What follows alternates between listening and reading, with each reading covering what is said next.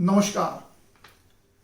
आज हम बात करते हैं पूना के दो मशहूर ज्वेलर्स जिसे हम सराफी पेढ़ी कहते हैं।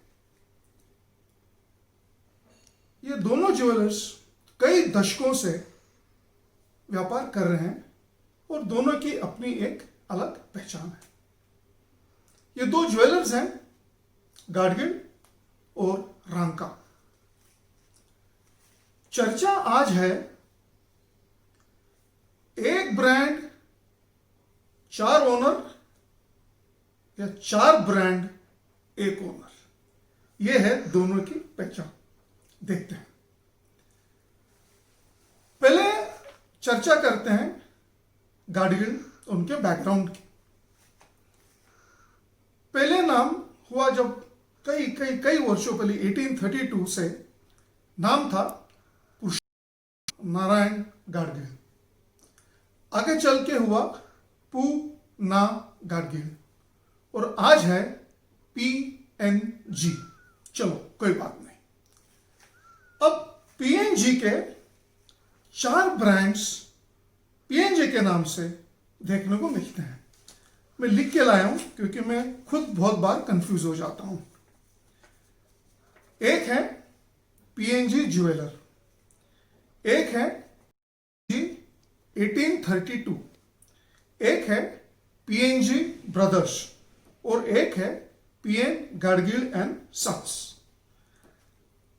अब ये चारों ब्रांड के चार ओनर्स हैं, फैमिली में होते हैं, उसमें कोई दिक्कत नहीं।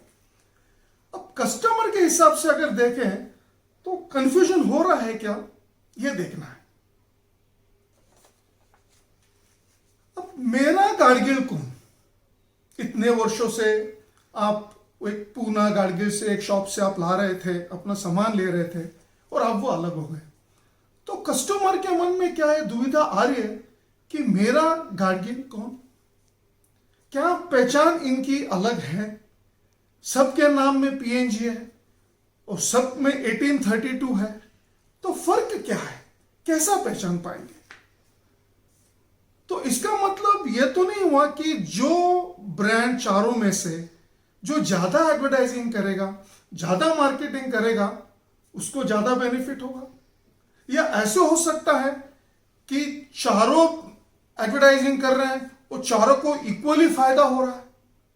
या ऐसे हो सकता है कि उसमें से एक एडवर्टाइजिंग नहीं कर रहा है और उसको बैठे बैठे फायदा हो रहा है जब तीन और खर्च कर रहे हैं।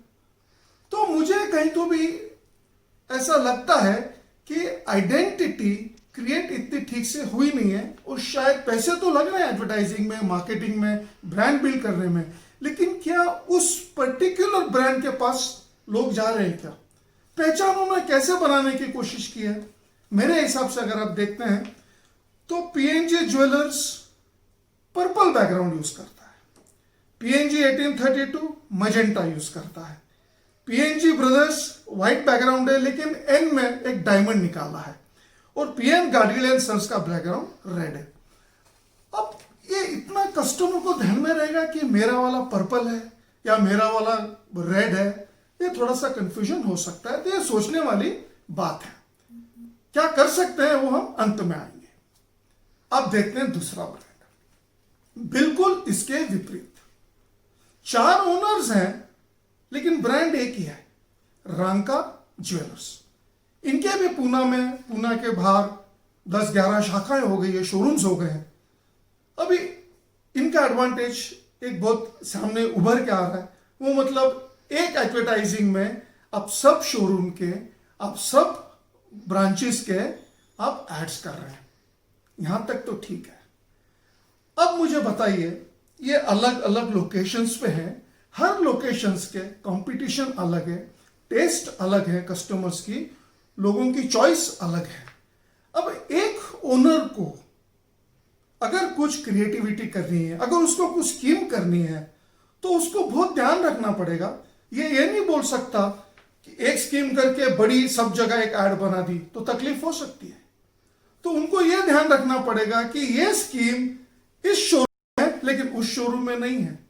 अब कस्टमर इतना थोड़ी सोचता होगा, वो तो जाके उस काउंटर पे शायद चर्चा करेगा, भैया लेकिन आपकी तो ये स्कीम चल रही है, तो इनको बोलना पड़ेगा, लेकिन वो रेवारपेट में है, वो लक्ष्मी रोड पे नहीं है, या हड़पसर में है, सतारा रोड पे नहीं है। तो ये कंफ्यूजन मेरे हिसाब से हो सकता है। दोनों व्यवहार कर रहे हैं, व्यापार कर रहे हैं, चल रहा है।